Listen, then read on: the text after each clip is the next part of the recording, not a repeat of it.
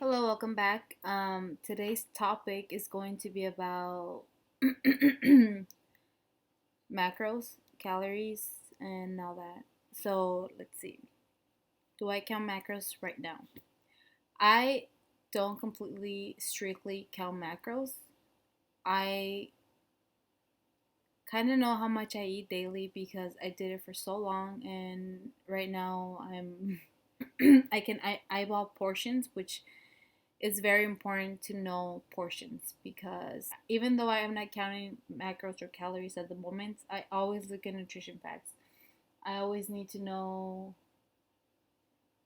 what a serving is for that particular item. Another error people make is they look at the nutrition facts and they think it's for the whole box. One example: cereal. Okay, so you buy a box of cereal. The nutrition fact for this is 1 cup, which is 27 grams, 100 calories. And what I focus on is the fat, the carb, and the protein.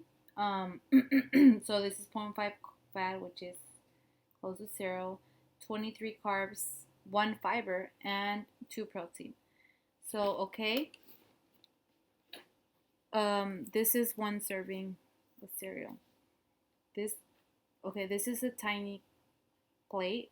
It's like this is one serving. This is what you consider a normal plate, which people would probably fill because I would do that. So in reality, you are eating close to 3 servings. That's why it's important to look at serving sizes and uh, so in reality, you're eating around 300 calories, like 70 carbs, 6 protein. So that's why it's very important not to always. I'm not saying carry measuring cups with you or a scale, but know that one serving is 1 cup. This is 1 cup. It's a little bit. That's why I always prefer, I love eating, so I prefer volume. So I'd rather eat, let's say I get the option of eating 300 calories of cereal or 300 calories of food. I'm going to choose food because I prefer eating a big salad than a small serving of cereal because I like to eat, like I said, I don't like feeling hungry. I like feeling satisfied, and cereal is not going to do anything for me. Also, this is just an example. What nutrition are you getting from cereal? I'm not saying cereal's bad, no, but the way that I look at food is what is it doing for me? How is this good for me?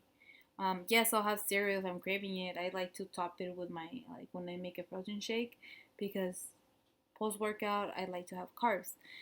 We'll talk about that later, but what nutrition are you getting from cereal?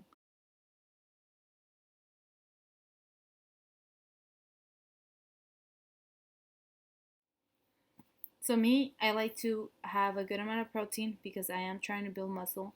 Carbs, I like to have them a little bit higher when I'm training, just because carbs are for energy. And fats, I like to keep in medium because you cannot go too low, but obviously super high, it's not good either. Okay, so let me talk about the kind of protein, fats, and carbs that I ate during my weight loss. Okay, so for carbs, you always want to try to go for the complex carbs, which are like whole grains, fruit. Fruit is a carb. Most veggies are, well, they are considered a carb. I eat a lot of sweet potatoes, carrots. Well, I just love veggies, period. I'm not really into pasta because pasta. A serving could be this small, and that could be like 40 carbs. I'd rather, like I said, eat way more veggies for that amount of carbs. That's because I love to eat. I love volume. And the nutrition for pasta versus veggies or a whole grain like brown rice, there's really more nutrition in these other whole grains. Um, so so now let's talk about protein. Protein, I love chicken breast. I always try to go for the leanest, the actual chicken breast. I love ground turkey. I like fish. I like shrimp, egg whites, of course, whole eggs. I like protein powder. I'm not really a big protein shake drinker. I prefer baking with the protein powder and making like protein pancakes, waffles, and there's like a bunch of recipes that I have in my Instagram. So if you haven't followed me, what else? Protein. I cannot think right now. Other sources of protein that are like vegetarian are like beans, lentils, like garbanzo beans. I like those. I love edamame. That's another good protein. Like there's a lot of plant-based protein out there. You don't have to eat animal product if you don't like. Oh, I forgot another protein. Wait, I'm still in the protein, right? Yeah. Other protein sources are like cottage cheese and Greek yogurt. I think at least every day I have a serving of Greek yogurt or cottage cheese with fruit and some type of fat, which we're going into fats right now. So fats.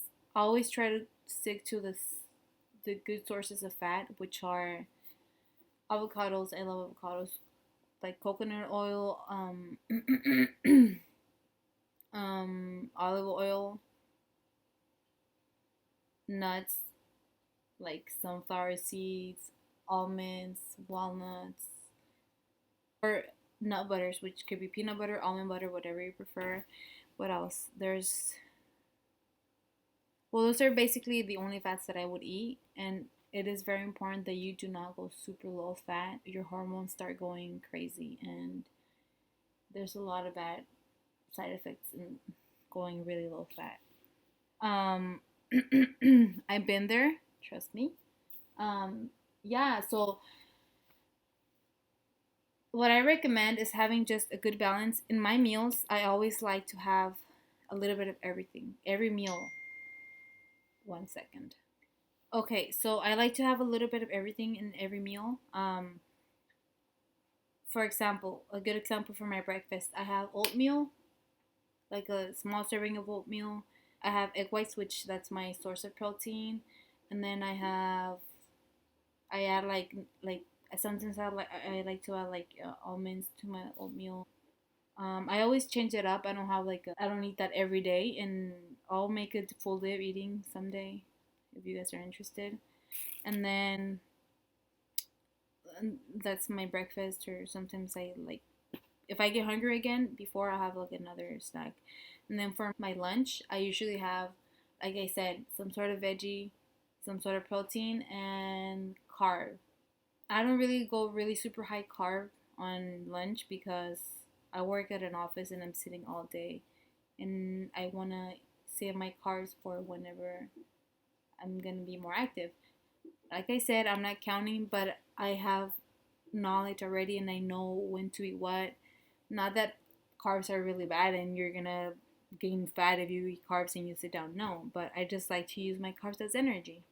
Um, so for lunch, I usually have that, like a bunch of veggies, and again, I get hungry like every 2 to 3 hours. I always try to keep my meals not too huge because I like to eat often, and if I eat like a big meal, I'll feel uncomfortable. And then let's say like after lunch, a few hours later, I always have Greek yogurt. I prefer getting it unflavored, and I add my own.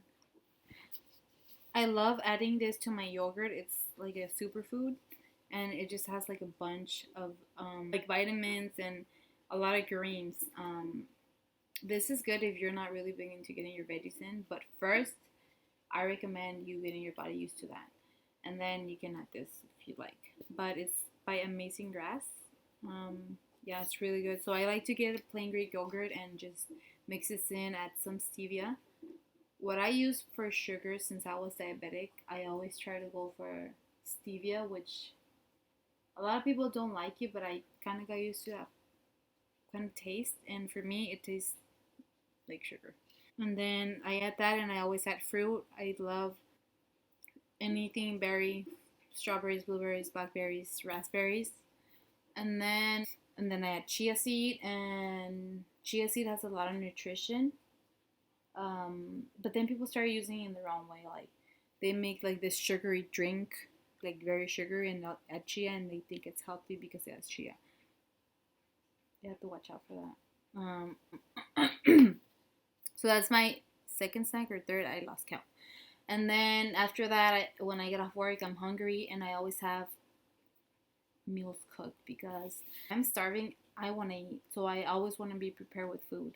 Yeah, you save time, you save money, and you don't go and just get eat whatever just because you're starving and you can't wait. So it's always important to meal prep. I can make a separate video explaining more and how I do it and what I do, more detailed. If you're interested, let me know. Um, so so I eat my dinner, and then usually I go to the gym after.